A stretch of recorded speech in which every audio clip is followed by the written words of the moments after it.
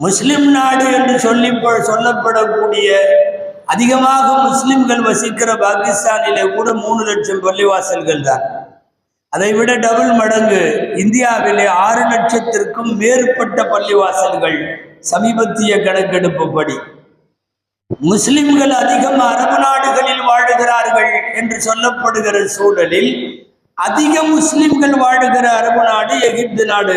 அந்த எகிப்து நாட்டிலே கூட 1.5 லட்சம் பள்ளிவாசல்கள் தான் இருக்கிறது. இந்தியாவிலே இருக்கிற பள்ளிவாசல்கள் மிகவும் பிரம்மாண்டமானவை, பூர்வீகமானவை, வரலாற்று நினைவு சின்னங்களாகவும் புனித அடையாளங்களாகவும் பாதுகாக்கப்படுகிற பிரம்மாண்டமான பள்ளிவாசல்கள் பெருகி கொண்டே இருக்கிறது உலகமெல்லாம். 1923 வரைக்கும் அமெரிக்காவிலே பள்ளிவாசல்கள் இல்லை.